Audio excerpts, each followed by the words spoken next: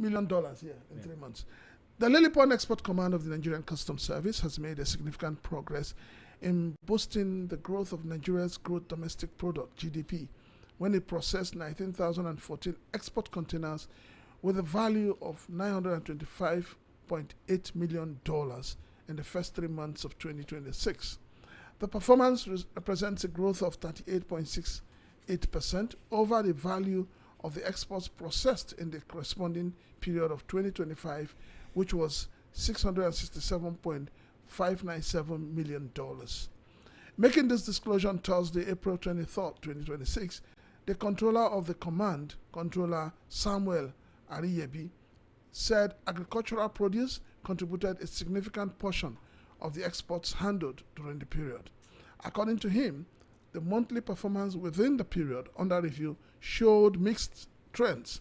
In January 2026, exports declined by 1.12%, amounting to $267.66 million compared to $270.70 million in January 2025. February 2026 recorded an increase of 12.43%, rising from $225.13 million to $253.12 million. March 2026 witnessed a significant increase of 135.83%, with export value rising to $425.48 million from $171.76 million in March 2025. The command recorded a remarkable increase in container throughput when it processed 19,014 export containers in Q1 of 2026, representing an increase of 9,292 containers or 95.58% over the 9,722 containers handled in the corresponding period of 2025.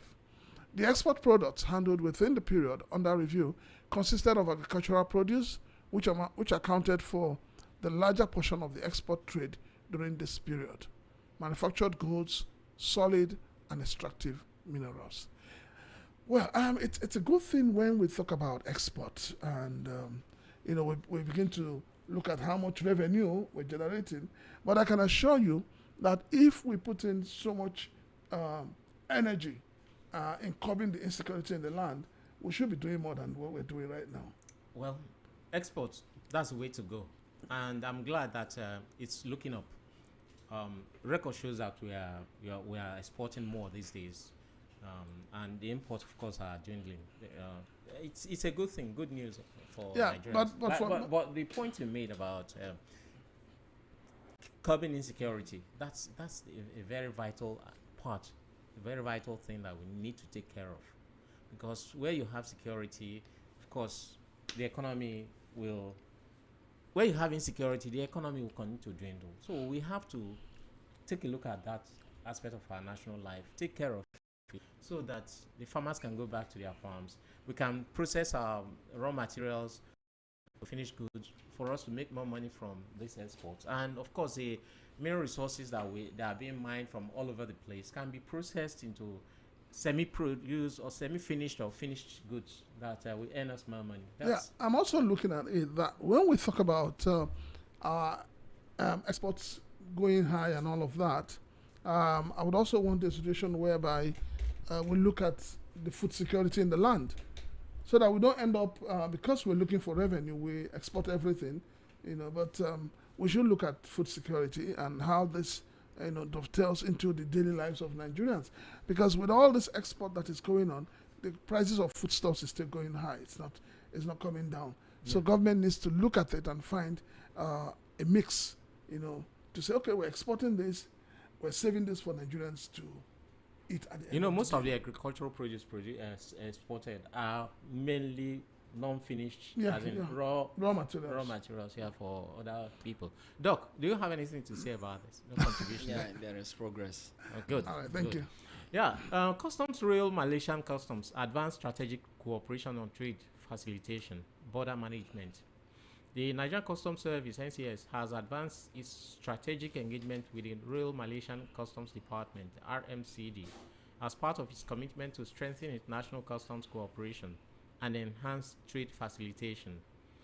This followed an official visit by the Controller General of Customs, Bashir Adewale Adeniyi, MFR, to the RMCD on the silence of his participation at the DSA Malaysia 2026. The engagement comes against the backdrop of expanding bilateral trade, with Nigeria's imports from Malaysia increasing from 159.9 billion naira in 2020 to 716.0 billion naira in 2024, and cumulative trade value reaching approximately 1.82 trillion naira over a 5-year period. The Controller General was received by the Director General of the Royal Malaysian Customs Department, Dato Haji Amran bin Haji Ahmad, whose appointment in March 2026 reflects a strong reform-oriented leadership in enforcement and regulatory administration. Both leaders held high-level discussions focused on institutional collaborations, customs modernization, and coordinated border management frameworks to strengthen efficiency and regulatory integrity. According to a press statement by the National Public Relations Officer, Dr. Abdullahi Mewada, it's the Comptroller General of Customs was in Malaysia over the to participate in the Congress at the DSA Malaysia 2026, and then of course he met with his counterpart over there. It's also a way of strengthening bilateral agreements and then finding ways of improving on whatever operations we are engaging in as the Nigerian Customs Service. The record here shows that what just talked about before, the export to Malaysia has increased by a whole lot, from 159.9 billion naira worth of export in 2020 to 716. That's a very remarkable amount of improvement in terms of export to Malaysia.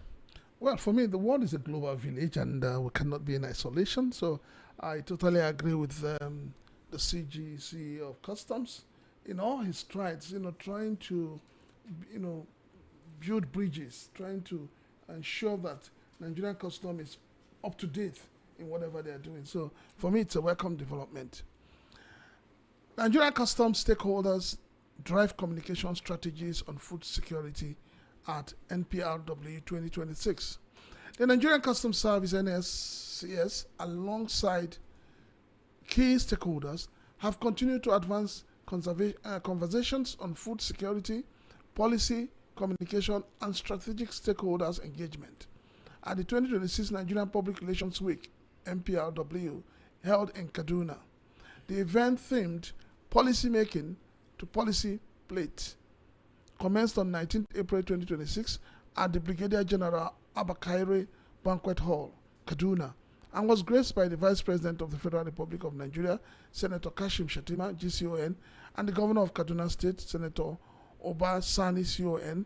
The event also attracted communication professionals, policymakers, media practitioners, and public relations experts across the country to deliberate on contemporary issues shaping food, inflation, and security.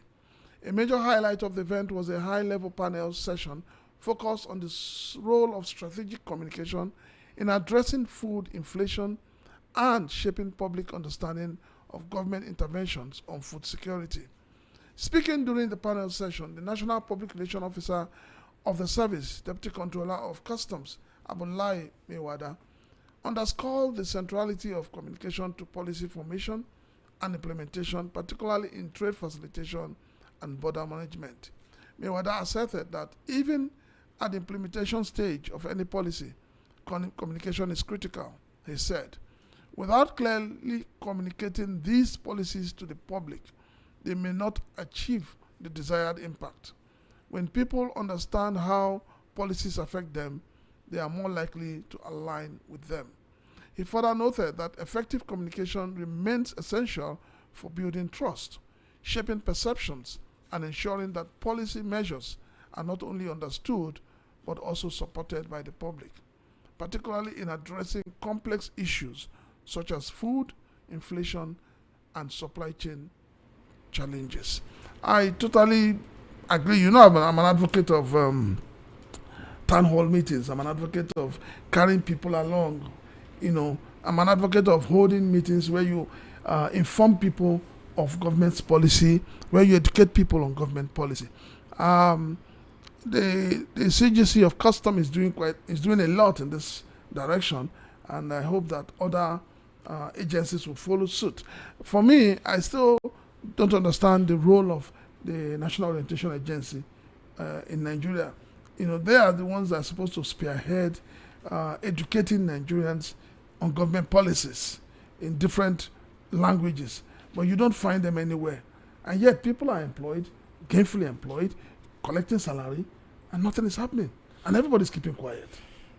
I think right now the PR department of Nigerian Customs Service is showing that it's top notch. I was at a forum the other time, and a commentator, a colleague, a professional colleague, said that the Nigerian Customs Service, the PR department, has decided to make our job easy. And of course, that's the basic truth he was speaking.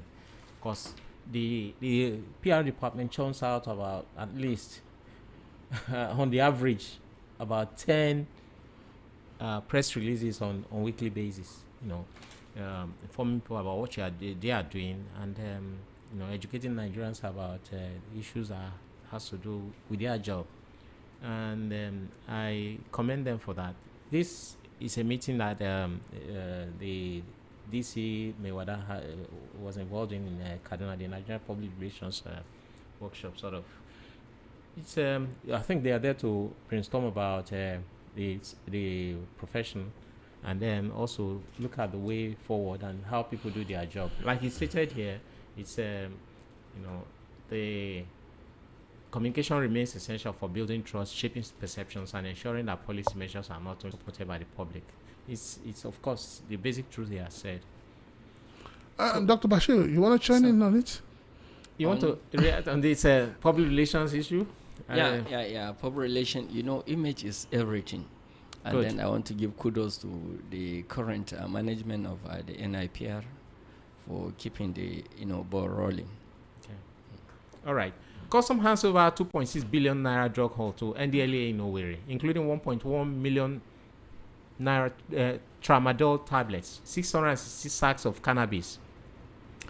The Federal Operations Unit FOU Zone C of the Nigerian Customs Service has formally handed over a massive consignment of seized illicit drugs and controlled substances to the National Drug Law Enforcement Agency (NDLEA), Owerri State Command, with a combined duty paid value (DPV) of 2,638,102,565 naira. The handover ceremony held on Thursday, April 23, 2026, at the FOU Zone C headquarters in Owerri covered 1,126,060 tramadol tablets, 21,242 bottles of Balcadine codeine syrup, 666 sacks of cannabis sativa, 19 wraps of cannabis sativa, 3 wraps of Scottish Loud, 11 wraps of Ghanaian Loud, and 5 wraps of Kolos, among other controlled substances. Controller B.A. Balogun, who presided over the event, said the seized items were intercepted through strategic intelligence deployment, diligent surveillance, and the professionalism of officers and men of the unit. He described the handover as more than a procedural exercise, framing it as a demonstration of interagency synergy and shared national resolve to keep harmful substances out of circulation. The controller warned that the drug traffickers will not escape scrutiny, noting that the seizure sends a clear signal to those involved in illicit drug networks. My man, this is occurring again. I mean, the level of drugs being seized on almost daily basis in Nigeria, it's mind-boggling. Kudos to the Nigerian Customs Service, the National Drug Law Enforcement Agency, and all the sister agencies in government who are collaborating to make sure that Nigerians are safer. We keep saying it.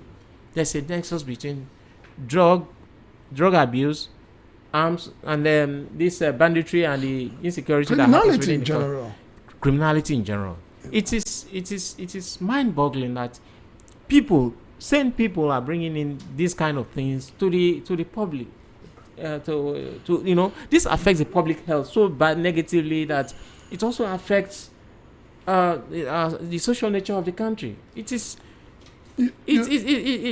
can't wrap my head around it. Why these people keep bringing these things in? They are see, it's said in Nigerian parlance that you don't throw a stone into the market because you don't know whether your relation is in that market. Which is true. These people bringing in these things may have their children end up using some of these things, but they do not care. You know, If if you recall, last week we had a guest who was saying the government should bring the price of these items down to the barest minimum, yeah. and it will stop the importation. And I went home and I really thought about it, and I said it has nothing to do with the pricing. It has nothing to do with the price. People who take drugs don't take it because of price. People just take it because they feel it takes them away from their current situation.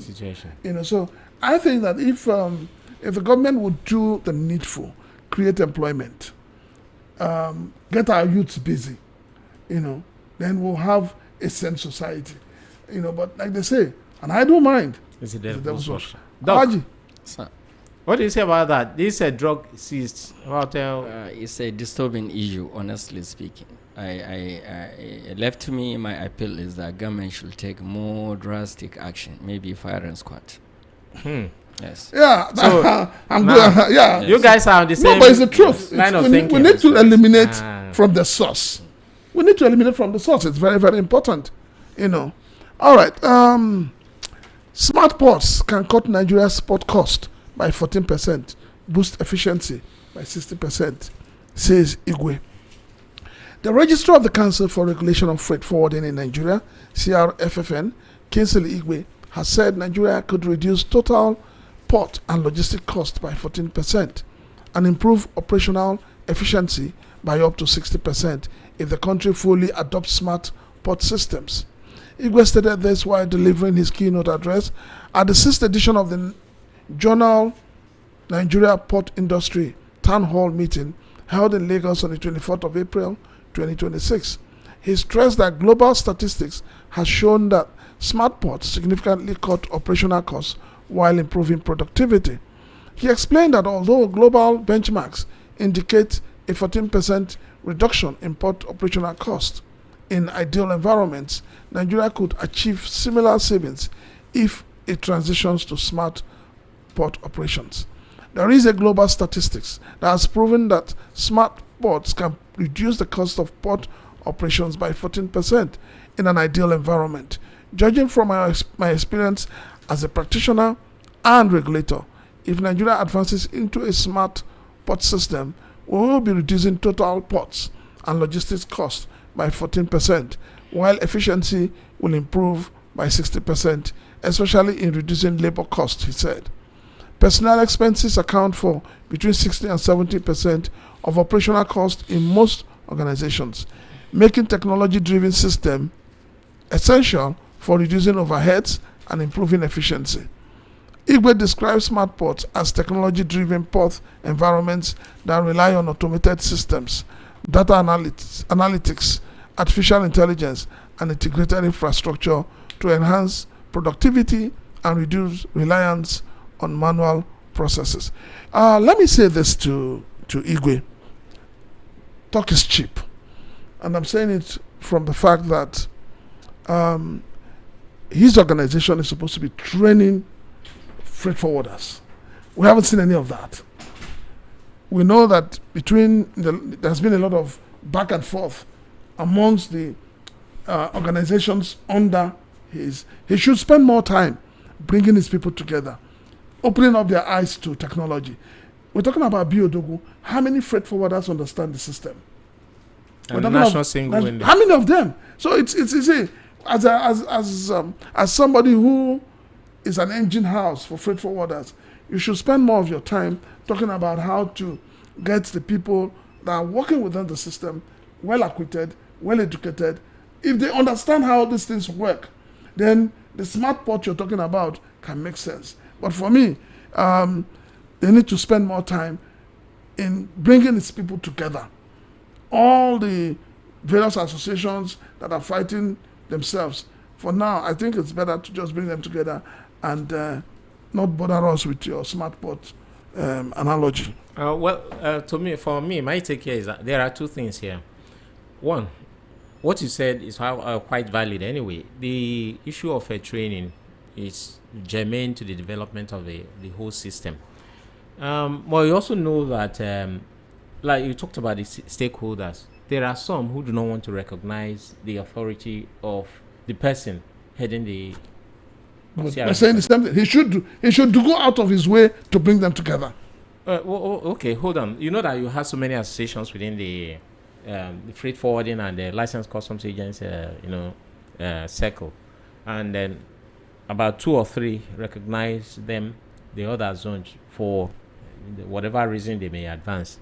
That's, well, talking about training, they've engaged in some of the, because of course last year they released some figures about how many thousands of people they've trained over the course of 2025. Now that's one aspect. The second aspect that he's really emphasizing on is a smart port, which is also very, very valid. It's something that we need. Smart ports, automated ports. There are ports in this world where you hardly see any human beings. Everything is automated. From ship to shore, movement of cargo from ship to shore is handled by a crane, which are automatically manipulated. From the trucks that come to cut away these containers are manned by the AI programmed. They go in there.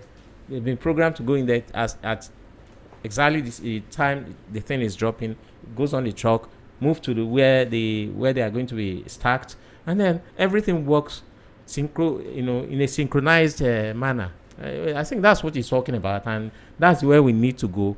Though there'll be worry about people losing their jobs and everything, but of course, well, if technology takes away certain things, it also brings some kind of advantage. I totally agree with you, but you need to start from the grassroots.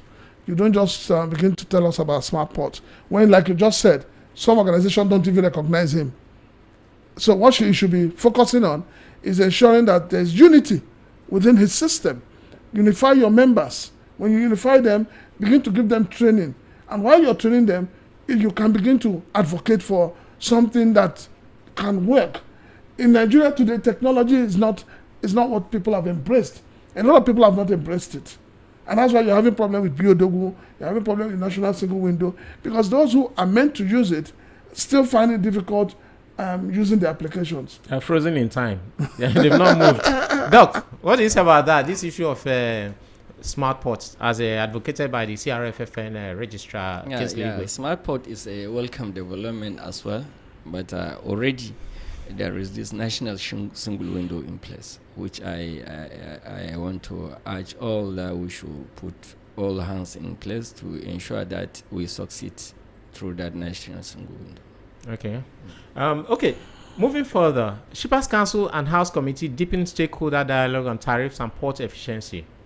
The House of Representatives Committee on Shipping Services and the Nigerian Shippers Council have intensified engagement with key industry stakeholders to address growing concerns over tariff demands by service providers and broader operational challenges within the maritime sector. Chairman of the committee, Honorable Abdul Samad Dasuki, in his opening remarks, noted that the meeting builds on earlier discussion with the Shipping Association of Nigeria, which has sought the committee's intervention on critical industry issues. He described the engagement as a strategic platform aimed at balancing the interests of port users and service providers while fostering sustainable sector growth. Speaking at the session, the Executive Secretary and the Chief Executive Officer of the Nigerian Shippers Council, Dr. Akuta Pius, MON, reaffirmed the Council's approval of a 30% tariff increase for shipping lines following extensive stakeholder consultations. He explained that although the increase had previously been suspended, it remains the maximum allowable adjustment and will be implemented gradually, subject to further engagement between shipping companies and their customers. Dr. Akuta emphasized that the review became necessary after more than 2 years without any tariff adjustments, despite rising operational costs across the industry. While acknowledging concerns from some stakeholders that the 30% cap falls below current inflationary levels, he maintained that the decision reflects a careful balance between industry sustainability and a broader economic interest. He further disclosed that the council is developing an automated tariff system designed to align future pricing adjustments with the prevailing economic indicators as inflation and exchange rate fluctuations. According to him, the initiative will promote greater transparency, predictability, and flexibility in the maritime pricing network framework. Also speaking, Chairman of the Shipping Association of Nigeria, Boma Alabi, SAN, commended the National Assembly Committee on Shipping Services for its proactive engagement and responsiveness following earlier deliberations at the National Assembly. She highlighted key operational challenges affecting the sector, noting that these issues continue to impact vessel turnaround time and overall port efficiency. She called for enhanced port security, stronger interagency collaboration, and a clear defined responsibility framework to prevent undue liabilities on shipping companies. The engagement between the I think we should leave this. Okay, we should leave Because this that's because it's an area where yes. okay. NPA to investors. Nigeria has capacity to dominate Africa's blue economy. The Nigerian Ports Authority (NPA) has assured investors that Nigeria has adequate capacity to dominate Africa's blue economy, citing ongoing federal government reforms that are transforming the country's port system into a leading maritime and logistic hub on the continent. Managing Director and Chief Executive Officer of Nigerian Ports Authority, Dr. Abubakar Dantosho, gave the assurance while speaking at the just concluded Blue Economy Investment Summit held in Abuja. He said Nigeria's port system will play a pivotal role in unlocking strategic investments and accelerating national economic growth. Dr. Dantoso noted that recent reforms have increased private sector participation and are driving major transformation across the maritime industry. He attributed the progress to the leadership style of the Minister of Marine and Blue Economy, His Excellency Dr. Adegboyega Oyetola, and to policy reforms introduced by the federal government. In the past few years, the government has embarked on massive reform of the port system. The reforms focus on port modernization, which is geared towards revamping and upgrading port infrastructure and superstructure across all port locations in the country. These efforts have improved efficiency and reduced cost. Only recently, the government deployed the Port Community System, PCS, and the National Single Window, NSW platform. The platforms integrated all port systems and are expected to reduce delays and operational costs by over 50%. Nigeria must, as a matter of urgency, refocus its economic priorities toward fully harnessing its vast blue economy potential in tandem with global sustainability goals, Dantoshe said.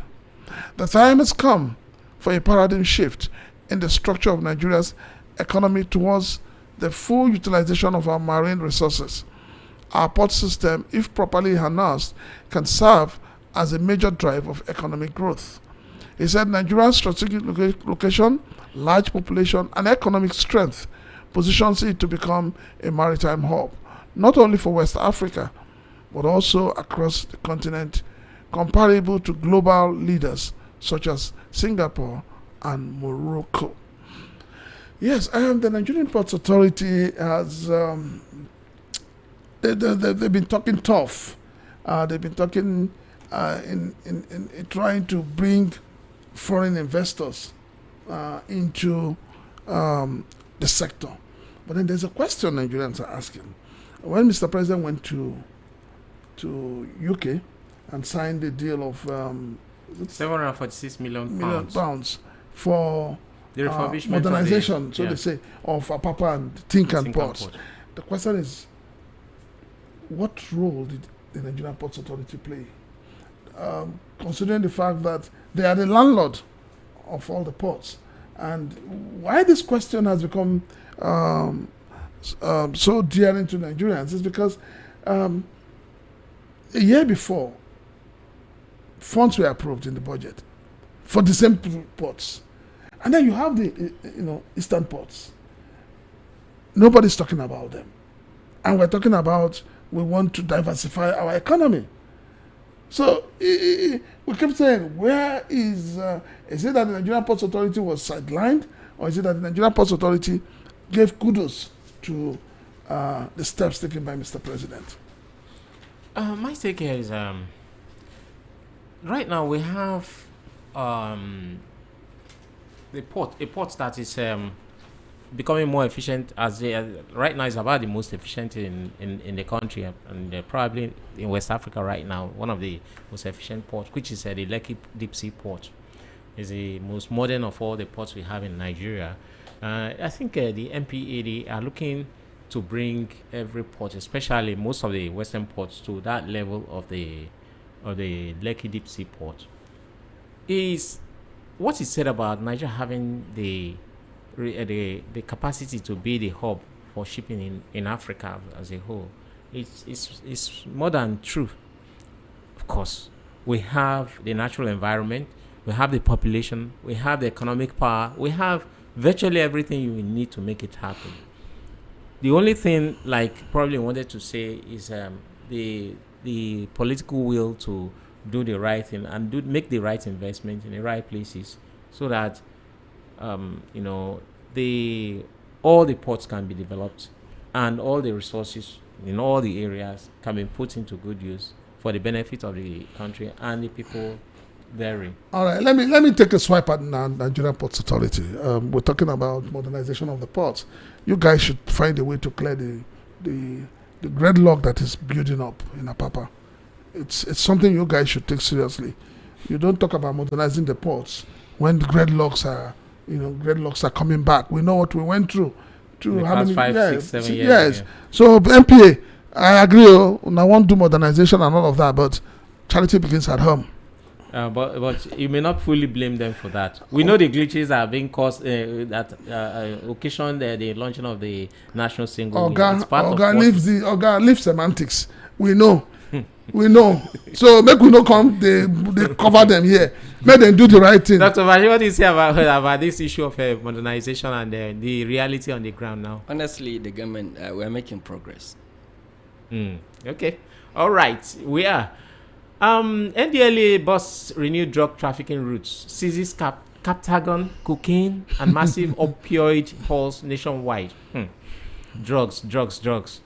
Nigeria's anti-narcotics agency has uncovered a fresh wave of drug trafficking activity across multiple states, intercepting dangerous substances including terror-linked stimulant Captagon, large volumes of opioids, and cocaine concealed inside a suspected courier. Wow.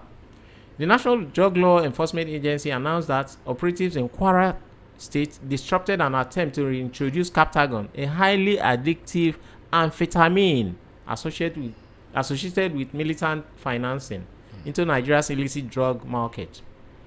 The seizure, involving 10,000 pills, marks a significant development years after the agency's first major interception of the substance at the Lagos Papa Seaport. Authorities described Captagon as a potent stimulant known for inducing prolonged wakefulness, heightened aggression, and reduced fear, making it a substance of concern in conflict zones.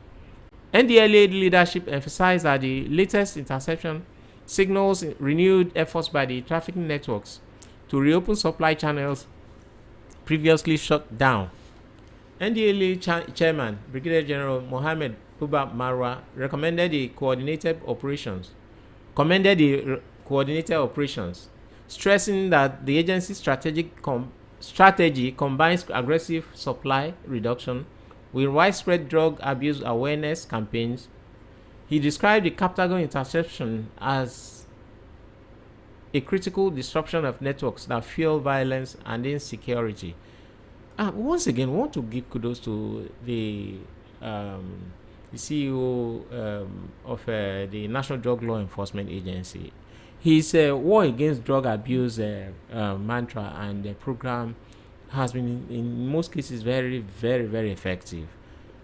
The thing is that these criminals, these drug couriers and smugglers, each day they keep getting smarter and smarter, bringing in things that are harmful to the public and then of no good to the general public health.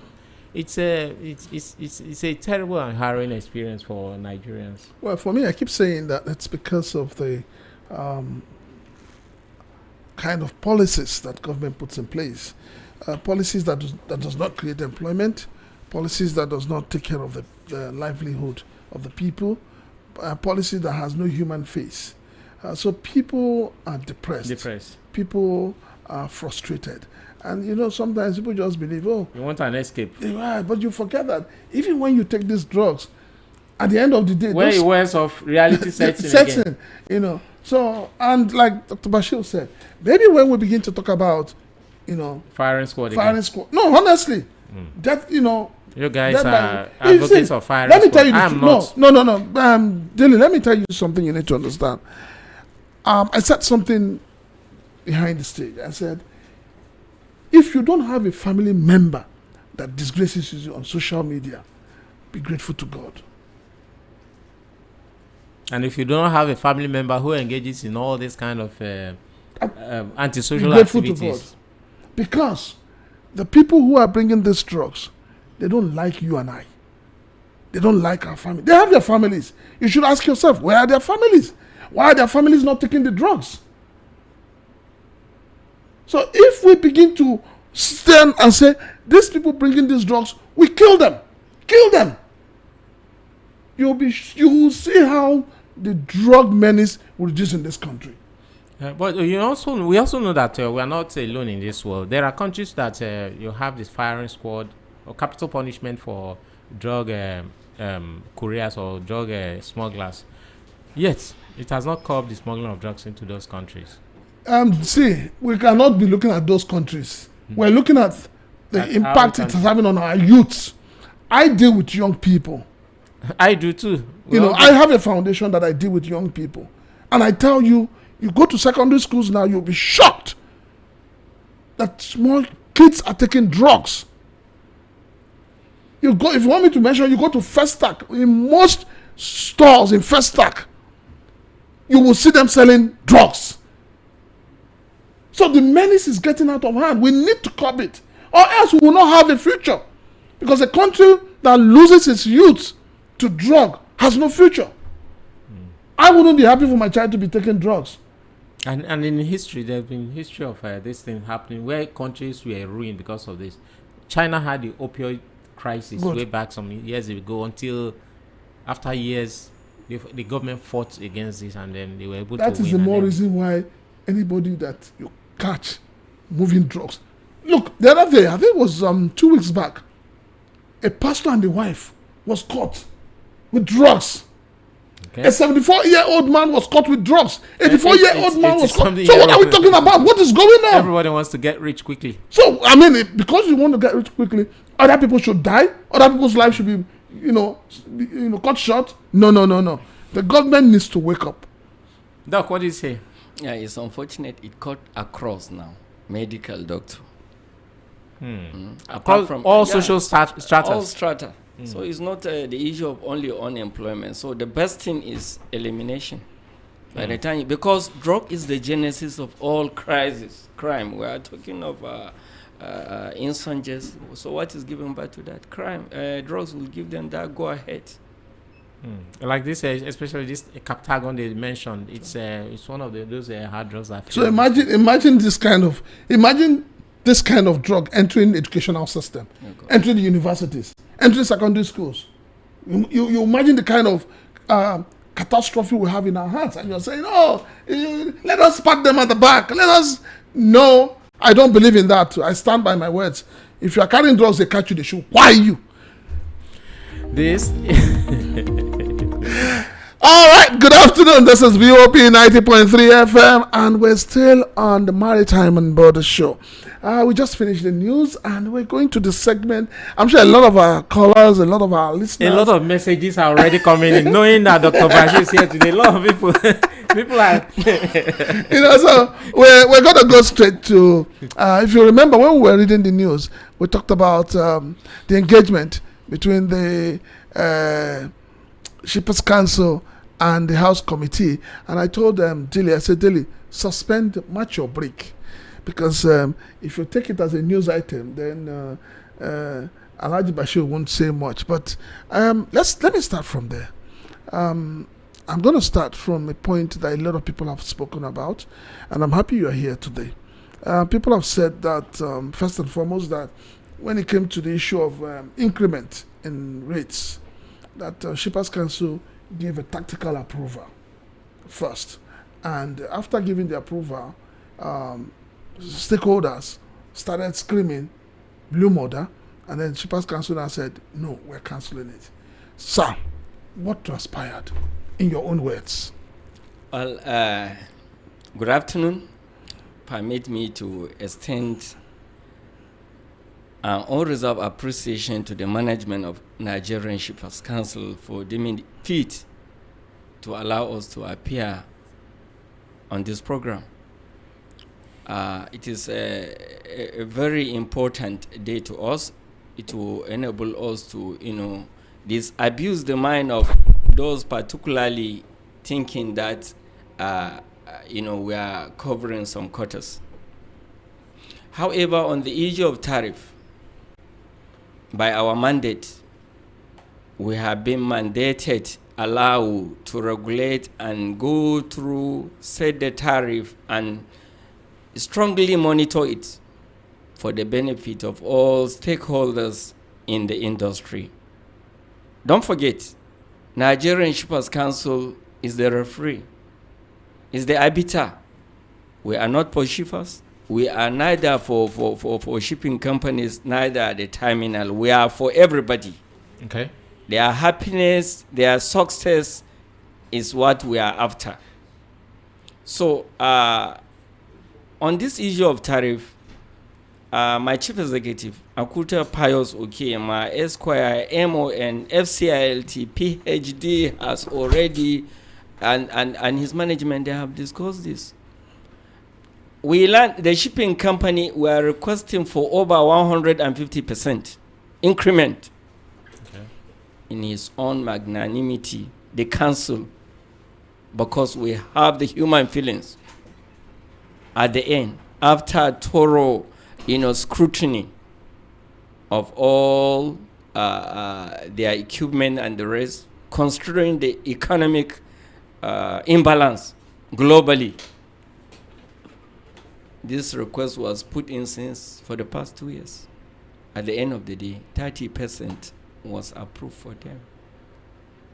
And to answer your next question, why did we decide to pull? Yeah, it's for the interest of peace. I told you we are an arbiter. As a referee, I would not like Mr. A to complain or Mr. B. That is why the government say, be there, be our eye, control them, ensure that there is peace and progress. That is why the council decided to suspend at that material time before lifting off the suspension when a stakeholder meeting was was called upon at the council before the last week held under the watch of the National Assembly through the chairman, Honorable Dasuki. Okay. I will need to draw you a little bit back. Ask you to give us a little bit of historical perspective on the functions of the establishment of the Nigerian Shippers Council and their functions, so that the public out there, the people listening, will understand perfectly what you do and how you go about doing it, please. Okay, thank you very much, Voice of the People Radio. It is very important and pertinent for listeners to know that Nigerian Shippers Council is not an organization that came up just or built on or created of recent. No. In fact, the thinking or formation of Nigerian Shippers Council could be dated back to 1906. 1906. Oh. At that time, during the British Royal Commission on Shipping Rings, when there were petitions arising from other countries like Australia, Great Britain, and South Africa on, the exploitative activity of Elder Delmas Line. They are the only cargo carrier, the only liner across the globe. Oh. So that was what, at that time, the British Royal Commission deemed it fit for particularly the developing countries should please try to get something. Then come back to the 1965 United Nations Trade and Development UNCTAD Convention, which formally, insisted that all developing countries should form National Shipping Council. National Shipping Council. But we could not start that time till the 1975 Convention of the UNCTAD. Okay. That one, it was a code of conduct, UNCTAD code of conduct that gave us the move that we should start. That all developing countries should establish their own Shippers Council. They call it National Shippers Council, to properly address the pains of the shippers. Who are the shippers, the owners of the cargo, so that they can compete with the liners who are financially very strong more than this, because these are weak. That was how we came about. And then the first Shippers Council in Africa was in Cote d'Ivoire at that time. So that was how we came. So Nigerian Shippers Council was established by Decree 13 of 1978. And at that time, we had limited function. What were the functions? Few among the functions was strongly protect the interests of the Nigerian shippers. Who are the shippers? The importer, the exporters. We should try to protect their interests against all arbitrary charges, against all exploitative tendencies by the foreign, the superpowers in the maritime chain. Okay. So that was how we started. Advise the government, ensure that we represent them before, by the grace of God, 2014, when we had added responsibility, becoming 2014, 2015, when we had added responsibility of becoming the nation's port economic regulator. It is as a result of this new mandate of 2015 that we now migrate, but we still maintain this one. It's an added responsibility meant to, enhance trade facilitation and ease of doing business in Nigeria. So we now act as the nation's port economic regulator. We are the only one. Nobody can act on that. We are being mandated by the law, because without law, you and I will not be here talking. So law has to be respected, and Nigerians should be grateful that we have a competent a lawyer, competent, well senior lawyer, man in the affairs of Shippers Council, who doesn't allow anything to go contrary. Law has to be obeyed. Okay. Now, the issue of complaints by stakeholders, especially some of them complain about the high-handedness of some of the issues that led to the formation of the Shippers Council. Yeah, they still complain about them today. Some complain about double charge, multiplicity of charges, or double charges. Something that has been paid for abroad, you pay for it as a shipper abroad. You still come to Nigeria, pay for the same thing here. Like someone gave an example of a telex charge, and the issue of maybe causing delays within the system in order for it to benefit the shipping companies because of the demurrage that incurs from holding on to the empty containers and the rest of them. How are these things and the myriads of the complaints by the stakeholders handled by the Nigerian Shippers Council? Yes, complaints is inevitable in shipping, but the federal government of Nigeria deemed it fit to incorporate that as part of our mandate ensure that there is dispute resolution mechanism through alternative dispute resolution, ADR. And I'm glad to inform the world that virtually 80% of the staff in complaints unit are certified ADR. So they can mediate, they can intervene, and amicably resolve. Yes, we've been receiving complaints concerning services, maybe render tariff, and so many things.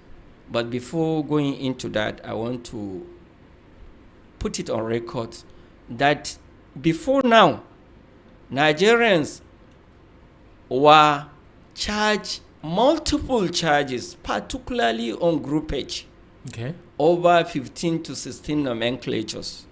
It is the Sunday Shippers Council that some people come here to castigate, that we call all the registered the consolidating companies in Nigeria. We say no, all the charges must be defended.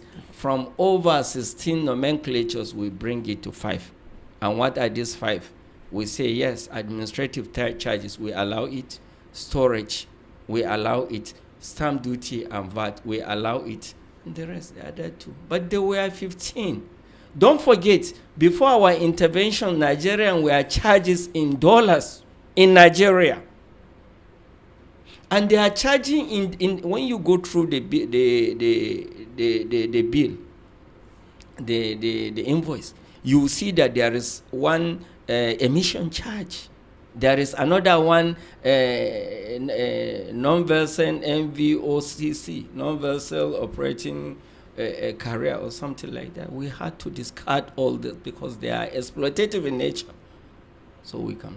Coming back to complaints, yes, we have been receiving, and we are on it 24/7. There are complaints on container deposit, arbitrary charges, pilferages on the declaration, missing cargo, delay in manifest, export that cargo that are meant for export, but the administrative procedure are not finished. But you see, at times shipping company will make a mistake and move the cargo outside the country a lot. But to the glory of God, Shippers Council has been on top of that at no cost. At no cost. At no cost, you will bring your complaint. You will be attended to within 24 hours. You will receive an acknowledgement. Then, if need be, we can resolve it online, on phone. If there is a small disregard, we call for a tripartite meeting, whereby everything will be budgeted professionally. Document speaks, and we talk. We pass resolution which must not be disregarded. Permit me to make it clear here. Lawyers are withdrawing their cases from court to bring it to Shippers Council because of our prompt interventions. At no cost. All right, so hold on. All I like you raised that you said something that really got my attention. You talked about the fact that when this foreign shipping lines were charging in dollars, Yes. Your organization stepped in. We stepped Now, in. are you aware that if a container is missing, that they still charge Nigerians in dollars? That I know. I talk authoritatively. No, VOP, Prince Chilaka, I listened to your program that day, but I was unable to call and then correct the situation. Okay. They are charging, because the container, it depends on how many TEU, maybe 20 or 40, but the average now goes for $6,000. So we ensure that the value of the container you are saying that is missing, nobody pays in dollar like that. If you come through the Shippers Council, we'll follow it up for you. You have pay the Naira equivalent. Okay. Look, I told you we are non-biased umpire. Shipping company cannot just ask you to pay. No, come to us. That is why we always encourage that the moment a problem happens, try to get across to Shippers Council. It's free charge. In fact, from the gate, you will be welcome. This is the only parastatal in Nigeria where you will see Nigerians entry, permit me to use this, with cow faces, with anger, grief faces, but going out smiling. Oh, okay. For instance, there was an accident on top of Maltu Bridge last 2 years, or container that fell on top of one Toyota. Yeah. We are waiting to receive that until after 5 months, the complainant came to us. The cargo, the owner, the person that want to return. At that time, the money has gone up. The police are holding on to both the truck and the container. We call the shipping company involved. We say, come, how will you do this? They say, no, if Shippers Council said they should, you say yes. But we are just receiving this complaint yesterday, and we don't allow complaint to exceed. And that is why we are very careful professionally on our resolution, because it could lead to litigation. And if it lead to litigation, you know how it means. When you pass unbiased, or when you pass a biased resolution. And I'm happy to inform you that Nigerian Shippers Council has been making a progressive move in terms of complaints handling because of 3 things. The first thing is that we have an uninterfering management. Honestly speaking, there has never a time when our chief executive Akuta Pius Okeyama, Esquire MON, FCILT PhD called that, please do this way. No. All he always preach, and his management, they always preach the gospel of doing the right thing at the right time. Do not delay. Delay in cargo is no good. Ensure that you facilitate it. Secondly, team spirit. As I talk to you now, even if I am not there on seat, a level 8 officer or even junior like that can to a certain level, mediate over a complaint. Third one, regulatory, our own stakeholders, they have confidence in us. Forget about those people, sponsor people coming here to talk one thing or another. They want to get a window across. We don't. Nobody can tell you anybody has ever collected cover from anybody. No. And I had one of your programs. Somebody came here that their registration, they asked them to come and do it, even complain. We don't ask anybody to register for complaint. We ask you to go to the stakeholders, go and register yourself, because we have been mandated, going by our acts, Port Economy Regulation 2015, Part 24114, subsection 1, mandate us to register all our stakeholders so that we can know them. We cannot regulate somebody we don't know. Yeah. Is it not unfortunate when you declare, when you import cargo, your bill of lading is reading BOP Ikeja? Cool? Then the second bill of lading belonging to your friend is reading maybe Monster ABZ Mafoloku. On getting to that Mafoloku, you will see it is a mechanic village. It's not reading that fictitious address. How do we address that? And these are the challenges that we have been facing. Okay. What's the level of your stakeholders' engagement? Because part of this is that, the problem is that they complain a lot that they do not have a platform for speaking with Shippers Council most of the time. How regular is your stakeholder engagement? The last engagement you had, I was there when somebody was suggesting that you should have a monthly stakeholders engagement.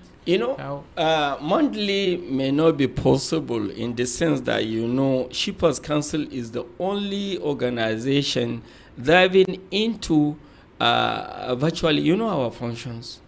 So versatile, we thank God, and we are on top of it. We are from the beginning protecting only shippers. Now we are economic regulator. If it is quarterly we've been having from time to time, they call them, we address them, and then we have a meeting with them. All right, talking about stakeholders engagement, it's a question a lot of people who have come here have expressed, that each time the Shippers Council want to call stakeholders engagement, that they don't call the cooperators. They don't call the real stakeholders. That it appears that Shippers Council have a set of people they rather prefer to come to such meetings. How do you extend a hand of invitation to your stakeholders? Well, as a responsible regulator, there are protocols, there are procedural of dealing with your stakeholders. First, permit me to place it on record that what they are saying is untrue. It's just a mere allegation, and it's unacceptable.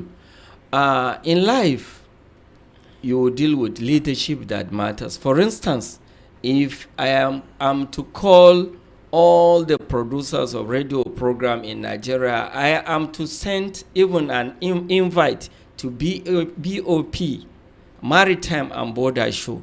The only two persons I can send invitation to is Prince Chilaka and Dili Otomi. Any other freelance journalist attached to that program that is on field is known to me. So unfortunately, those freelance that are outside, that are on the ground, and they are now competing with the co-principals. You say Ankla is one, Nagaf is one, Aflon is one, but when you say you should be recognized, the main body, recognize another one. No, we deal with. We only have one president, Federal Republic of Nigeria. We only have one governor, Federal Republic of Nigeria. We only have one chief executive secretary, Nigerian Shippers Council. We can't have two. So we go by law. We don't discriminate. Everybody is important. For your information, if you can be privileged to invite just proletariat that enjoyed the services of Nigerian Shippers Council, will be weak. Because so many are saying, do we have this type of parastatals in Nigeria, and people are still, they don't know. Because this is the only place where you come and then your sweat will be recovered for you at no cost. All they will tell you, because of documentation, go and write your view on paper and bring it so the file can be closed. How many people do that? Yet some are not, grateful. Okay.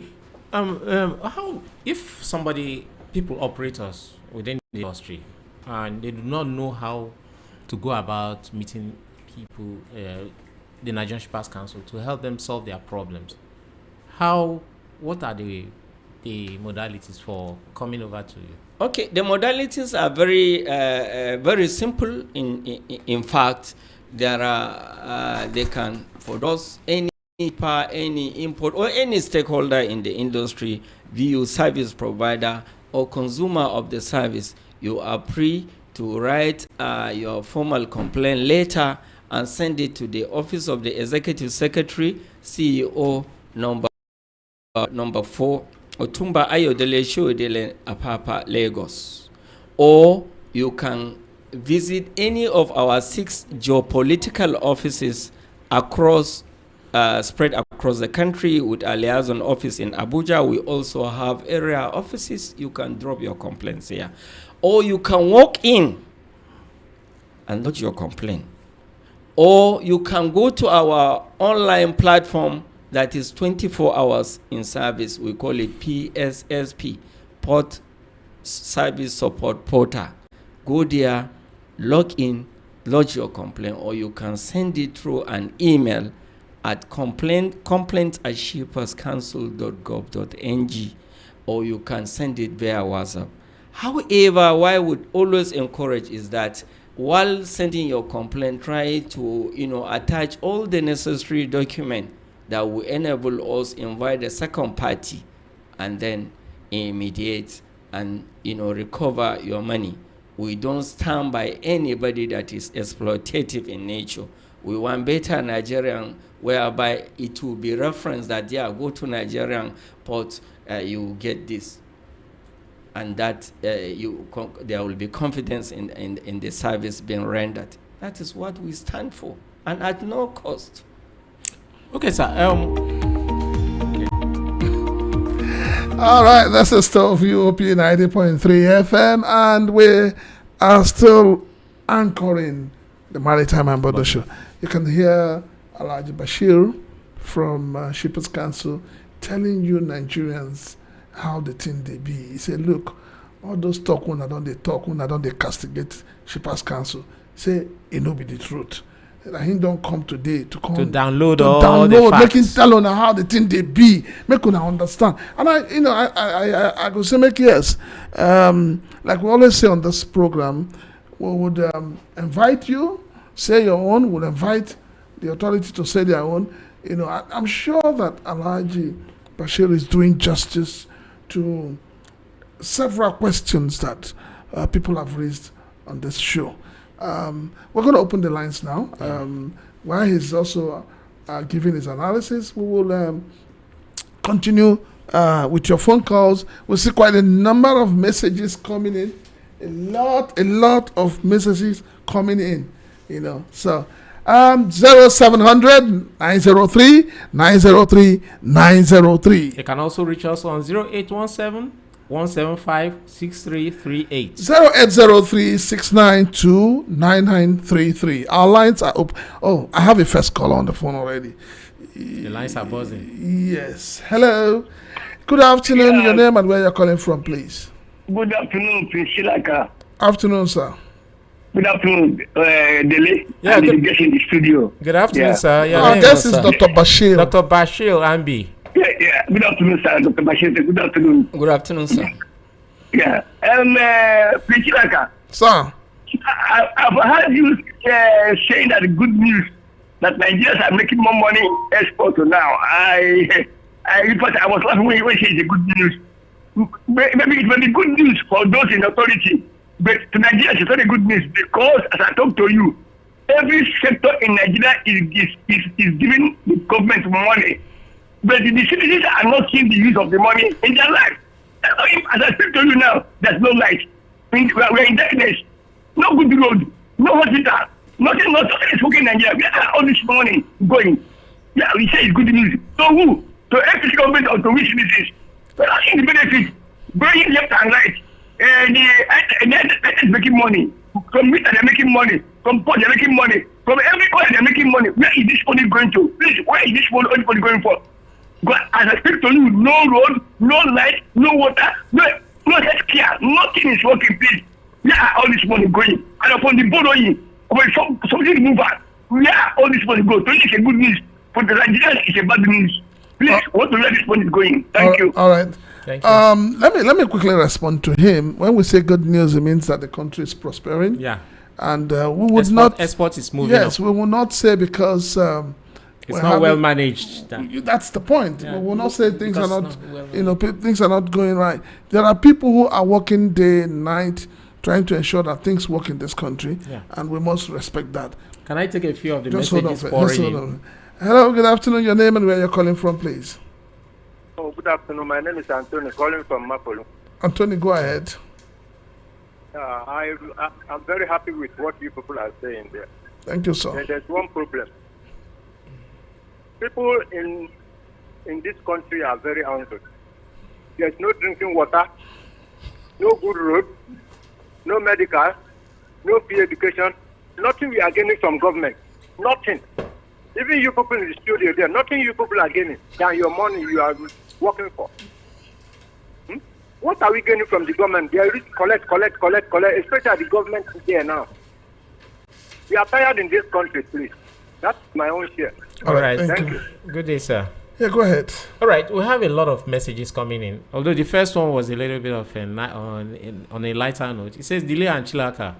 Dr. Bashir must drop something for boys, so don't allow him go like that. Hold down well. We're not brown envelope journalists. That's the first one that came in. He said the second one says, this is the same Dr. Bashir that will hammer Francis and Dele. Why is he sounding suddenly gentle? Francis and Dele, you both should watch your own back. Oh. The other one says, okay, more messages are coming in. Ibrahim, okay. This one says, good afternoon, gentlemen. My name is Chidalo. I'm 24 years old. No, leave that. Let me take okay. this one. Good afternoon, VOP team. You guys are doing a nice job. For your information, my name is Samson from Ikorodu.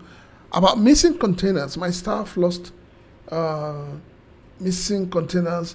They insist we paid in dollars, which I paid $5,250 for 20 feet container last year. I have the receipt with me. I bought dollars and paid to their foreign account in GTB. Thank you. Dr. Bashir.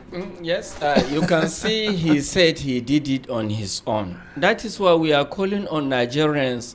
If you are not well, you know where to go. You go to the hospital. And federal government of Nigeria has shippers council for you close to you there. Can't you go? Even if you are at fault, we'll investigate, and then we'll have landings, this thing for you.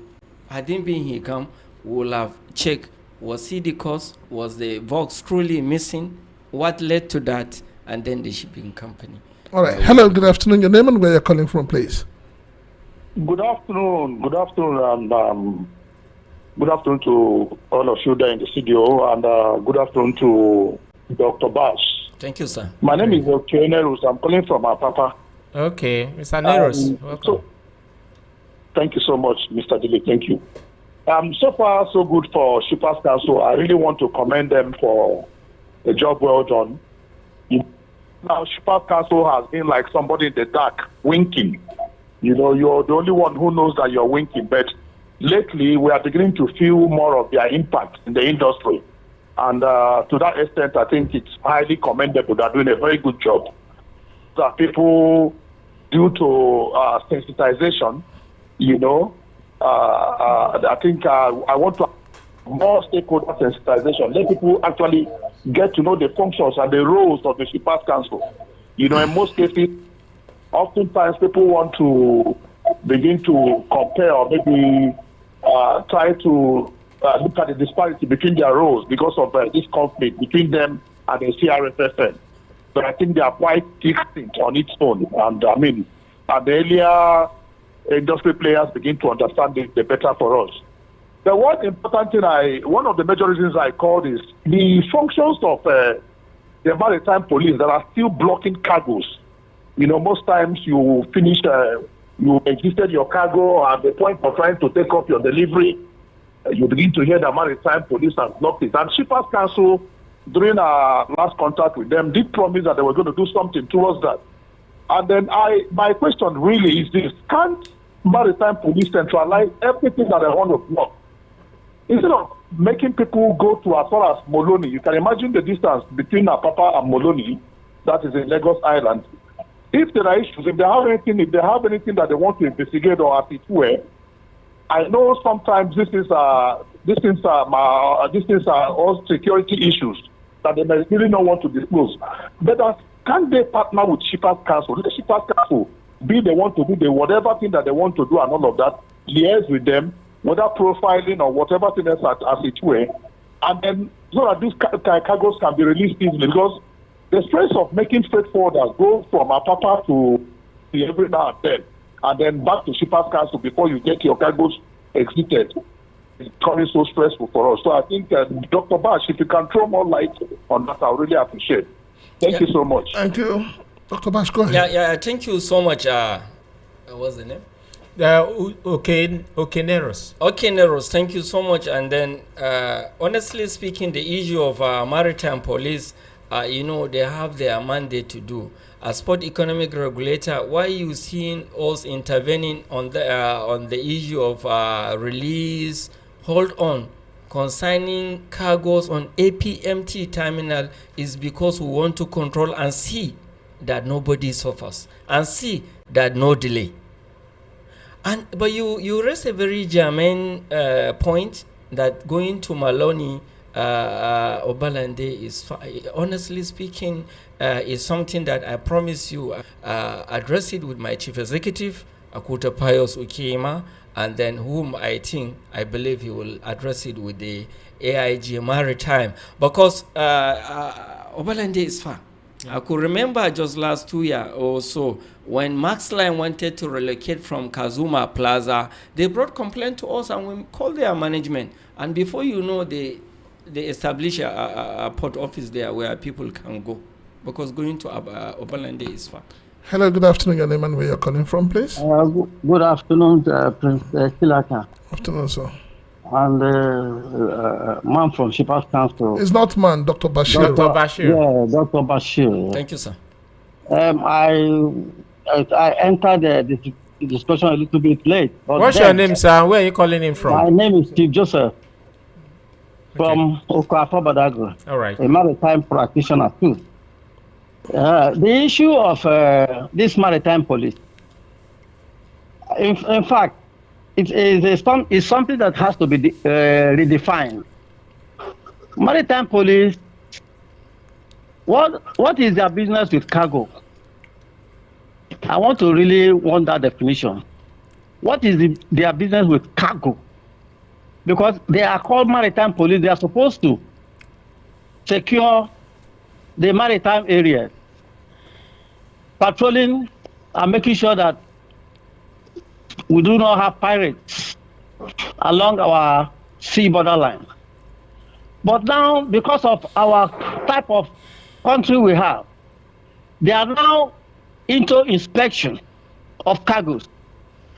So if there is a regulation that is supposed to be applied, I think if the Shippers Council have that duty to perform, or any other organization of the federal government concerning maritime, the duty of maritime police into cargo inspection is an illegal operation, except I am being corrected.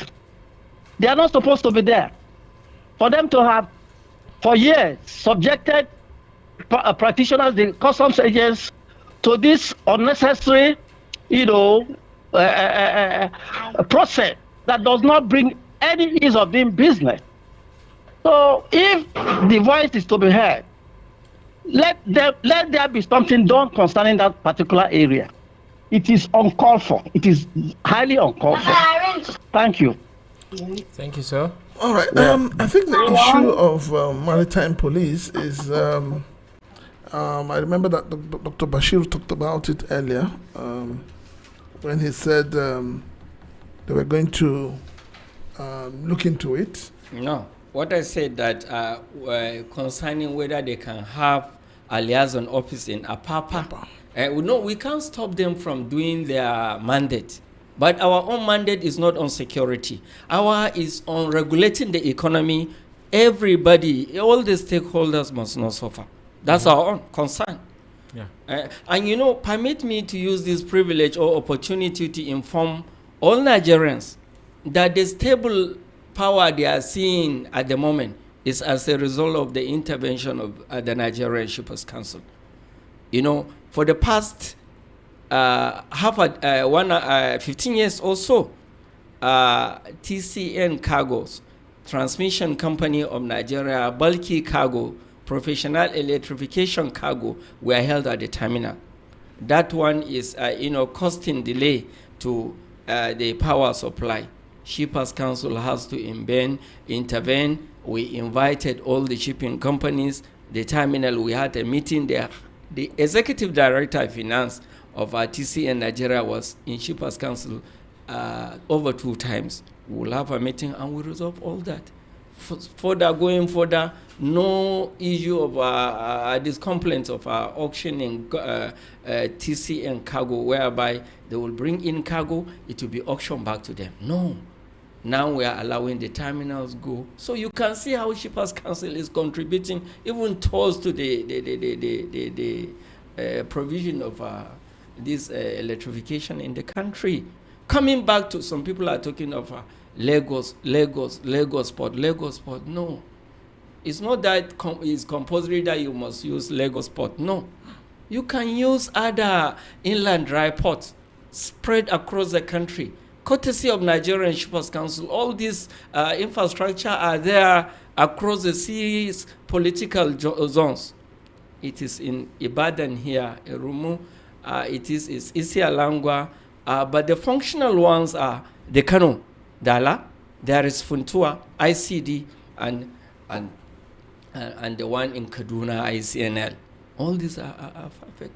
And in addition, the Shippers Council, for us to ensure that every Nigerian is, have a very conducive atmosphere to, carry on with his or her own legitimate trade, particularly on truckers coming, they establish VAT, vehicle transit parks, whereby drivers after a journey can rest. We have truck holding bays as well, but where all facilities like the police station, the shopping mall, mechanic village, they are there to attend. But you see, people try to disregard all this. Dr. Bashir, Yes. I have a question, but let me read this WhatsApp message from Emmanuel Chiano from Ejibo. It says, "Good afternoon, gentlemen. This goes to Dr. Bashir. Sir, if you say that most of the complaints from the public are all lies, what then can we say is the benefits of this complaining? I'm equally angry at Nigeria Shippers Council because they no agree employ me when I went there seeking for a job." No, he's talking about what you said before about it's not being factual. What some people have said before about the Nigerian Shippers Council. No, it's not everybody. It's only one guest that you brought here one time that he has document. He brought in complaint, and by the grace of God, as at today that I'm talking to you at this minute, I'm the head of complaint. Nobody has ever asked him to draw money for registration. He lied against that, and that is why we are here. Okay. Hello, good afternoon. Your name and where you're calling from, please. Hello, good afternoon, Shila Kande Delhi. Yeah, good afternoon, sir. Your name Good and where are you afternoon. calling from? Martins from Ago. Good afternoon, Dr. Bashir. Good afternoon, sir. Yeah, my commendation goes to Dr. Bash. For some time now, I like his ways.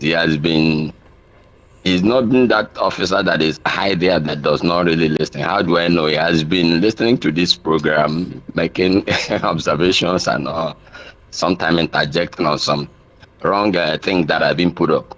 But I am so much commend him particularly for his being available, to explain some of these things.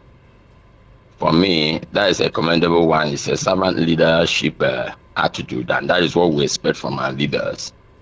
At least some of us and many people that have brought complaint before now must have learned a lot from what they say, or must have had an eye opener to how to do their things, to have an effective and reliable services towards the shipping and maritime services. Dr. Bashu, I commend you once again. Thank you, sir. But I want to ask one question, which somebody has already asked. Please, I don't know if I'm wrong, or let me be corrected. Maritime police, what has it got to do with land inspections, cargoes, and all that? Instead of maritime, maybe when something happened within the maritime environment, they will intervene there. I thought we have police here, which also inspects some and intercepts some cargo containers. We have the custom itself. We have other, agencies that are on ground. What is actually the work of maritime police? Thank you. Okay, that's a rhetorical question, sir. My question goes like this: you have this new is the objective of making the ICT and work. Explain to the public what that's all about. International cargo tracking, not? Yeah. Very, very important to the economy as a port economic regulator. By the time we perfected very well and we started with the implementation of international cargo tracking, not all stakeholders in the industry will be happy. How will you be happy? You will be happy. There will be no cases of under declaration. There will be no cases of delay. There will be no cases or complaint of a cargo, part of it were dropped at Lomé or at Tema port before the ship vessel arrived Nigeria. There will be no cases of inimical cargoes being imported into the country. Right from the port of origin, already you will be seeing how the cargoes are moving. You will be tracking the movement of the vessel down to Nigeria. That will save the economy. It will generate funds. Just Douala here, any cargo coming, they will go through their Shippers Council, they will register, and the ICTN certificate will be issued. So that is what we are hoping. It's a good development. But it comes at a price. Just a minimal. Okay. All right. Hello. Hold on. Okay. Hello. Good afternoon. Your name and where you're calling from, please. Hello, Chief Pilaka, please. Dr. Bashir. Sir. Your name, please. I am Chief Joseph, calling back. Okay. There is this issue of when Dr. Bashir was making some analysis. He mentioned people can use other seaports to make sure that their cargo, landed not only Lagos ports. But I want to ask, why is it that we have disparity in our freight charges? Because people consider cost when they make some import. Like going to Port Harcourt seaport is higher than Lagos seaport. Why is it so that the government of Nigeria cannot look into that in order to spread development of business all over the zone to make sure that these other areas that their freight is higher will be streamlined so that ship can easily go to other zones to deliver their cargoes. Because people coming to Lagos is because they made Lagos seaport much more cheaper. And when people consider it, when you clear, you can now freight through the land truck. It's cheaper for them. So all these things are government, way of causing unnecessary disparity in the system of our economic development. So why is it so? If Shippers Council has a voice to all these areas, I now is putting this question because when the president came on board, he said he was going to open the regional development, which are the things that are supposed to, gear up this regional development. It's about the freight. If the seaports are developed, like he's trying to concentrate on developing Lagos, if he had done anything to attract people to the other areas of Nigeria, I think people will use Calabar Port, Onne Port, Warri Port, so that things will be much more better. The congestion in Lagos will be decongested, but instead, greed will not allow us do things where it's supposed to be. Why? Why Nigeria? All of us are only after the money. Nobody's thinking about the future. Why? Good morning, Jerry. All right. Can I read this message? It says, Maritime show anchors, good morning. It's actually afternoon. I like Chilaka's position regarding extermination of those who traffic in illicit drugs like cocaine. Now you have supporters. He continues, Tramadol and many others in the list. NITCOM sometimes last year said 21 Nigerians are on death row in Indonesia, having been convicted for smuggling dangerous drugs into their land. I am Ahmad. So I said that before. Some countries have the death penalty. Hello, good afternoon. Your name and where you're calling from, please. My senior brother, Chinaka. How are you, my senior brother, sir? And also, you are my brother that is there every Sunday with you. My name is Dili Utoma. I want to greet the doctor. I want to greet the Dr. Bashir. Thank you, sir. Good afternoon.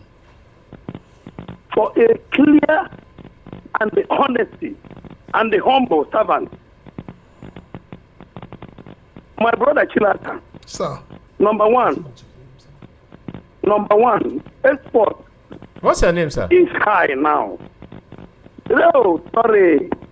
I am Chris from Ogun State. Okay. I call you every Sunday from Igbeta. Yes. Good afternoon, Mr. Chris. Chris, yeah, from Ogun State, Igbeta. All right, sir. You're welcome, I am your regular listener. Yes. And what you are doing is my field. Bashuru is on the point. Doctor. Thank you, sir. Thank you. Now, my problem is this.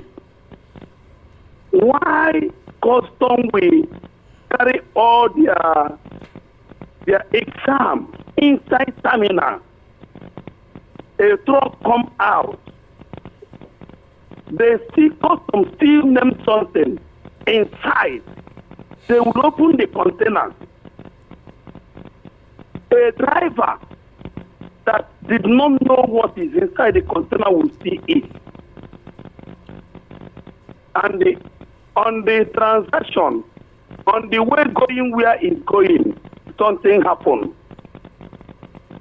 You will write petition. They will write petition from Abuja, carry plane, come and carry somebody who don't know about it. You carry 100% examine inside terminal. You come out, we are a hungry man. You open the container, they see what is inside. What do you think? So I want my doctor to really look into it. I like the way he's bringing us in. But another one is this. Please, that one thing. Not everybody is educated. We don't know, me personally, I don't know how to type www website this one.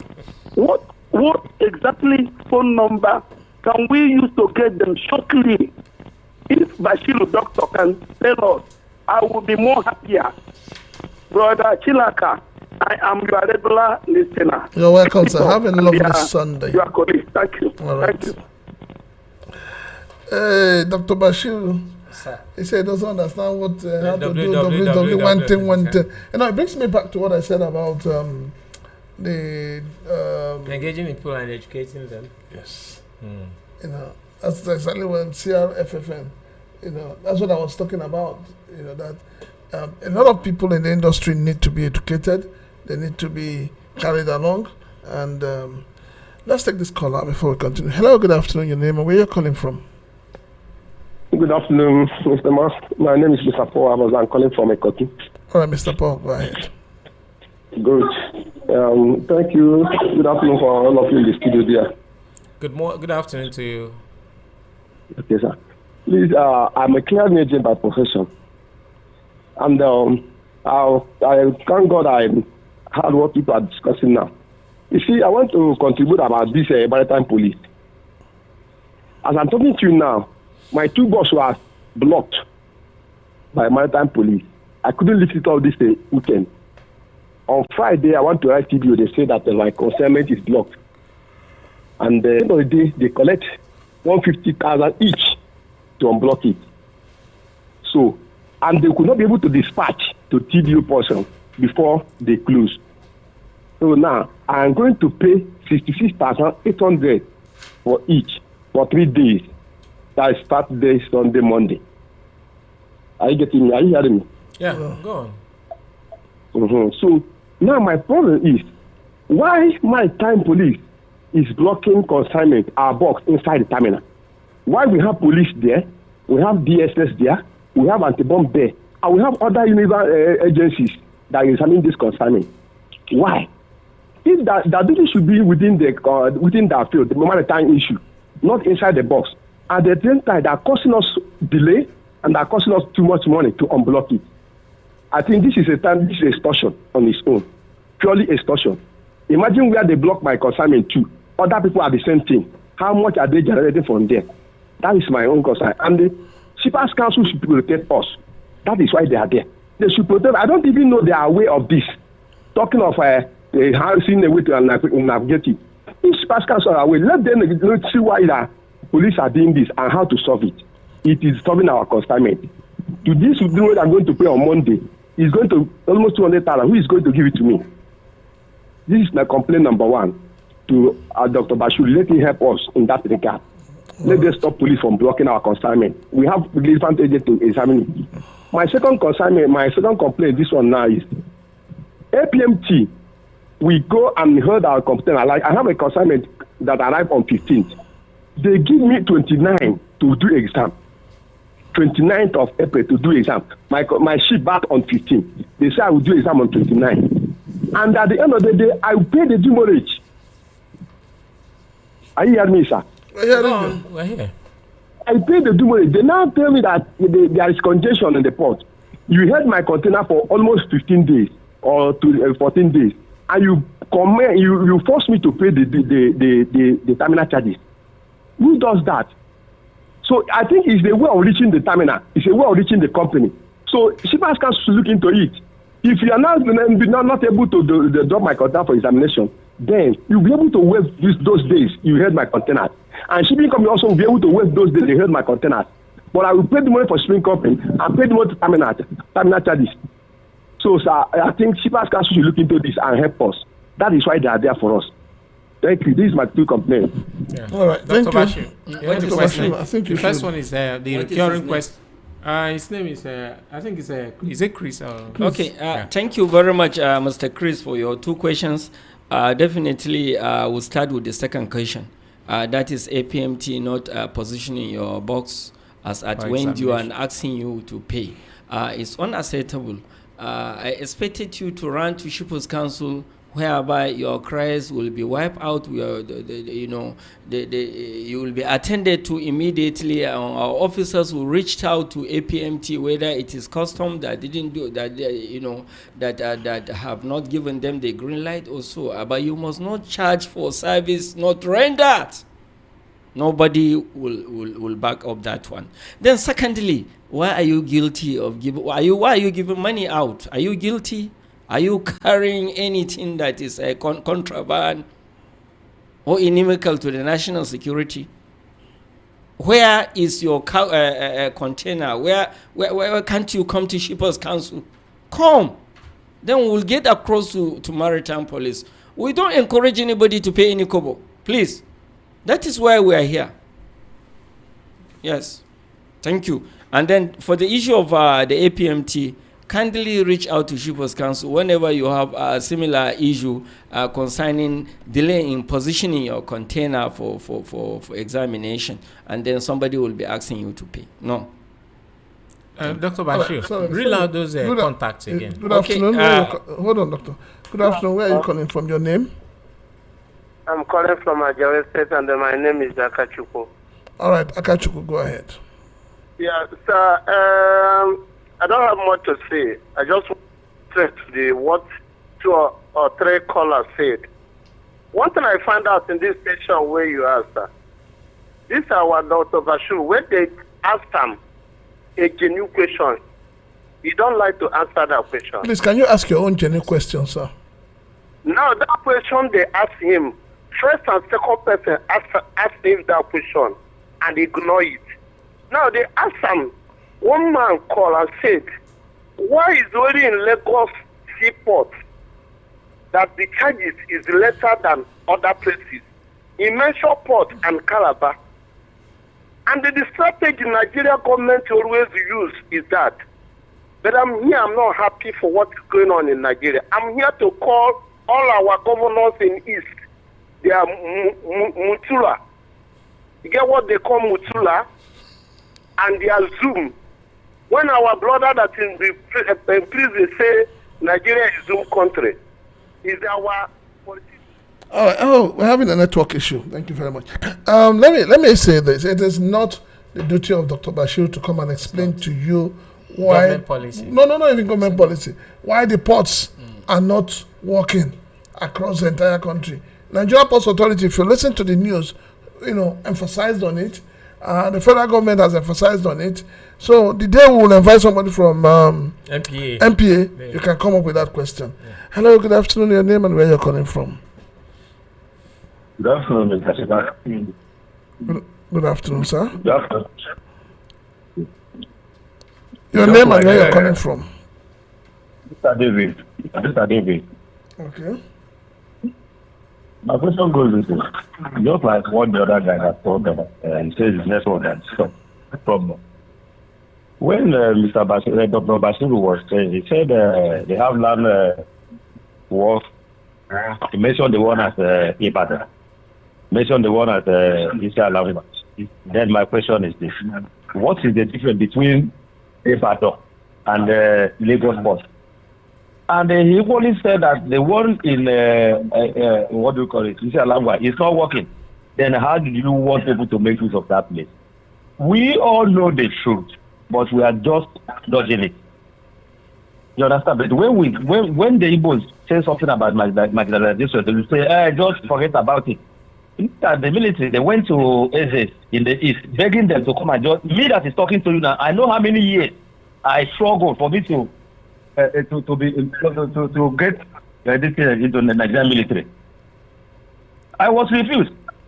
But now, look at, they are going from door to door, from Eze to Eze, from community to community, for them to be listed in Nigerian Army. And the time has gone. This a custom and the agent and the other this thing. Why can't they just go there? Are Igbos not qualified to work there? But we say we are one Nigerian. You just tell me, thank you. Thank you, sir. Can I answer that? Yes, my brother, I want you to have a clean mind over seeing one Nigeria and with goodness towards achieving our sincerity or purpose. What we mean by inland dry port across the seas geopolitical is to ensure fairness that no region is left behind. However, at the moment, we have only 3 that are functional. You talk of Ibadan. Do you think it makes any shipper happy for him to come to Lagos, stay in a hotel, then be waiting for his cargo, then look for his truck, rather than stay in Ibadan from there, whereby the bill of lading will read the port of landing is ICD Ibadan.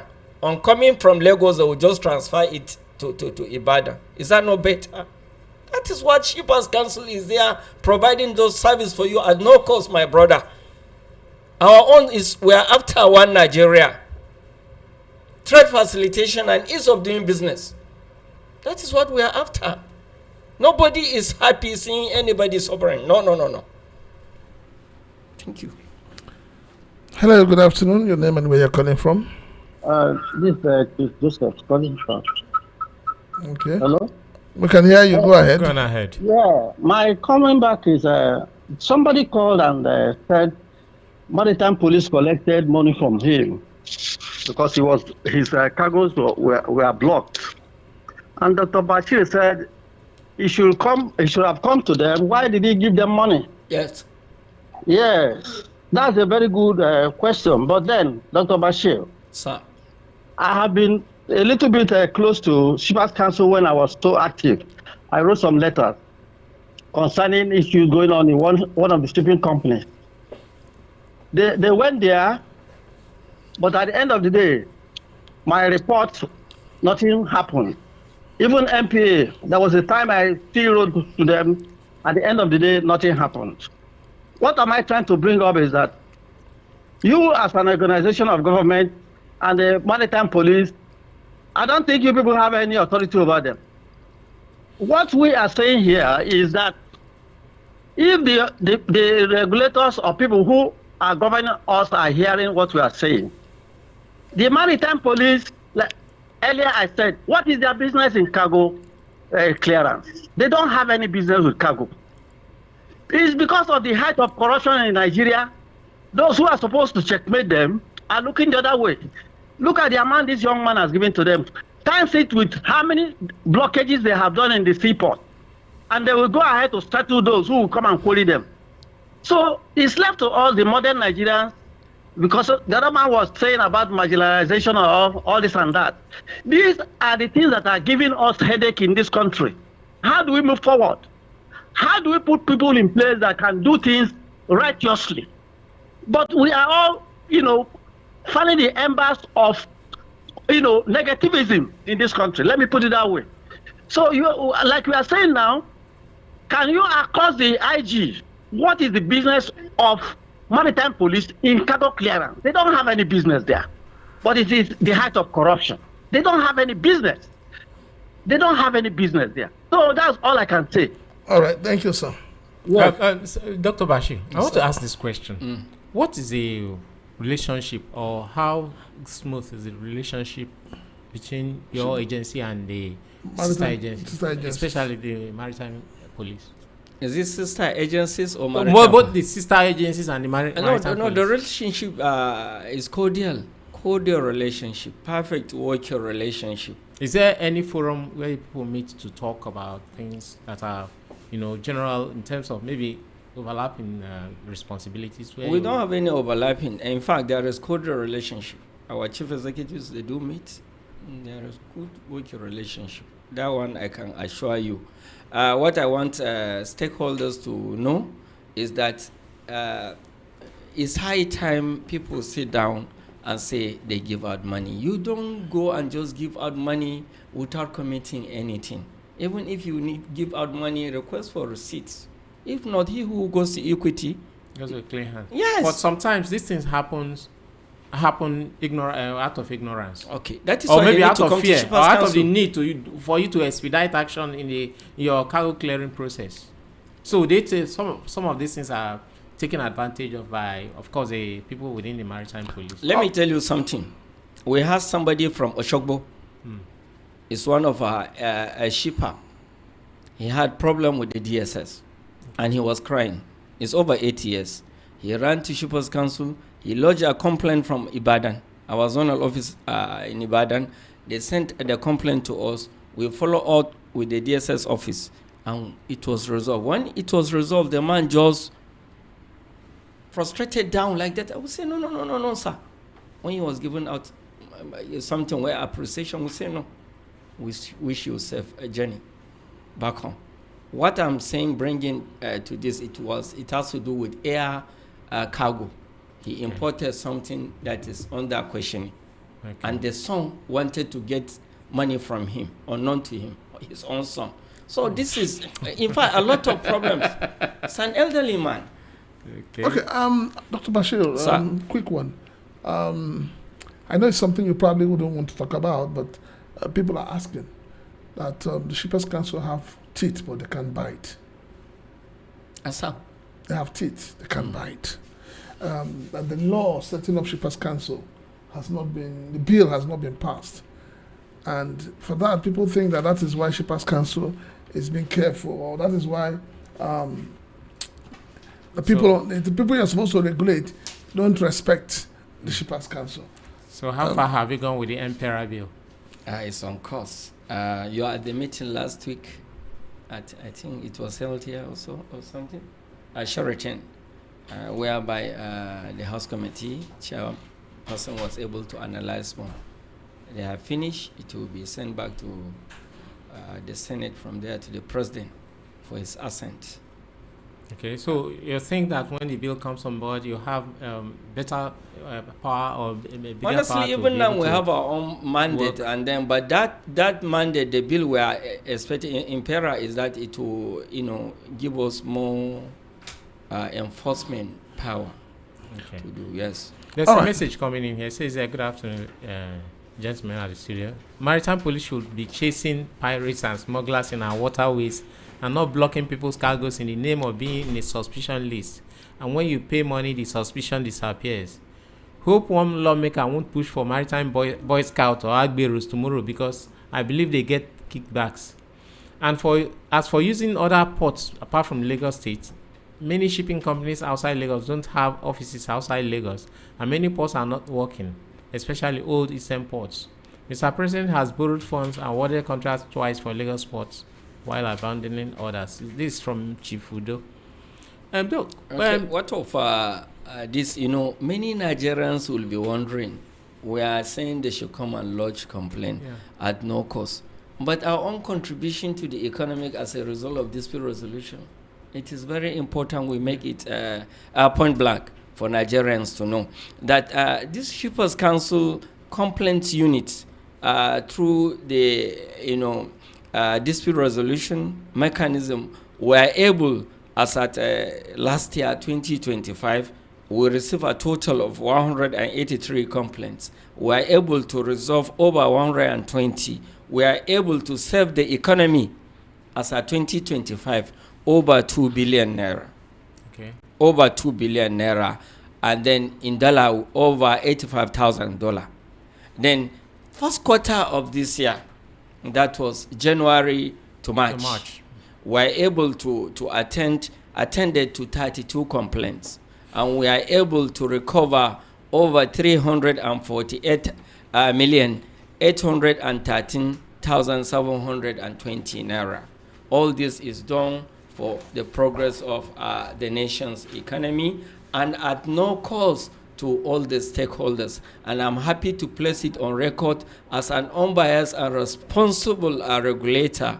We are helping the shipping company, we are helping the freight forwarders as well as the terminal operators. For instance, just of recent, a shipping company ran to us that they had a problem with the NDLE, they had a problem with immigration. We went and we resolved. They allowed their vessel to go because the immigration nabbed one of the crew member who happens to come down from the vessel into Nigerian shore without regular shore. papers. Yeah. Okay. Yes. Hello. Hold on. Hello. Good afternoon. Your name, where you're calling from. Apparently, you're going to be the last caller for today. So please, you have 1 minute. Go ahead. You are still my senior brother, Chinaka. I am still Chris from Ogun State, Iwesa. You're welcome, sir. The question I asked Doctor said he will start from the last. But the time he wanted to finish the last, you throw more on him. I understand the pressure. Now listen, I am still Chris from Ogun State, Iwesa. I ask you, Doctor. Take the number, please, sir. Take the number. Thank you, my brother. 070. Yeah. 070. 070. Ending. 4095. 4095. 5718. No. My last number is. No, he's giving you the number to call. He's giving you the number to call. Don't you? He's giving you the number to call. For shippers. Okay, don't worry. I have your number. We'll send it to you. Sorry. Call it again. 070. Go ahead. 4095. 5718. 070. 4095. 5718. All right. Hello. I just have one more call. I think it's Dr. Bashir. Hello. Good afternoon. Your name and where you're calling from? Yeah. Good afternoon. Good afternoon, sir. Your name and where you're calling in from? Yeah. My name is Jerry. I'm calling from Mamodope. Okay. Please, I want to. This doctor that is there. Dr. Bashir. They are asking him question. They please answer that question. Now you're talking about a dry ship. You're talking about dry ship in Kaduna. You're talking about dry ship in Benin. No, in Ibadan. You're talking about dry ship in East. How about the seaport? The seaport in why is the seaport in Onel in Port Harcourt is not viable? Why is it seaport not viable? But it's not about dry port. All right, we'll answer you now. We want to know why the seaport in Port Harcourt is not viable. We want to know the reason why it's not viable. Thank you. Dr. Bashir, Sir. Why are the ports that are wet in the east are not working, the eastern ports? And why are you focusing on dry ones where you have not we are focusing on dry one. Even the ports that are functional, we intervene on issues concerning that to further escalate shipping services to the hinterland. That is why to us as a regulated body, or as to us as a responsible regulator, every reason is important. So creating more IDPs will create more employment, will create more visibility, and it will bring shipping to the hinterland. That is the Dr. Bashir, you say you have offices at the state, in various states. Is it in the 36 states? No. 6 geopolitical, and then a few area offices within the zones. Okay. And then plus Abuja liaison office. Okay, where are the offices at the geopolitical zones? We have it in Ibadan. Okay. Jos. Okay. And then Aba. Okay. Port Harcourt. Okay. Bauchi. Okay. And then we have one at Kano. And then when you then plus Abuja liaison offices. My appeal to Nigerians is that we should always run to Shippers Council for our import and export problem. And for service providers, if you have any issue with anybody, come to Shippers Council. Your grievances will be attended to at no cost. And then permit me to call on exporters of any cargo outside Nigeria that they should be extra careful and follow the due diligence, because so many Nigerians have fall trap of scammers. particularly those going through the online process. They don't go through the due process. We have had series of similar cases, but we are handicapped. Our operations is within Nigeria. We cannot go outside Nigeria and arrest anybody. So we are appealing. Let's do the right thing and save ourselves and the economy. Yeah, all right. We told you that today's edition of this program is going to be so loaded, and the phone is still buzzing. The messages are still coming in because everyone wants to talk to Dr. Bashir.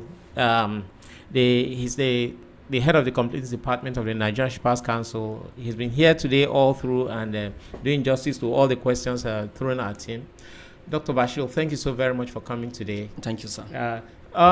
This program is open for sponsorship, and of course you can reach me on this number 0802 7590195 0802 7590195. This is the Maritime and Border Show, the show that brings you everything within the maritime and border areas of the Nigerian economy, educating you, informing you, and pointing to the right direction on development. All right. I'd like to say a very big thank you to Dr. Bashir for granting us the opportunity to talk to Nigerians, to explain the functionalities of the Nigerian Shippers Council. We also hope that our listeners who are in the industry will take advantage of the services, which in quotes are rendered free. Yeah, it says so. Free. Yeah. We hope they will take advantage of it and build a more cordial working relationship with the Nigerian Shippers Council. As Dilly has said, this program is open for sponsorship. You can reach us on 0812-111-8789. Next week, Sunday, keep a date with us.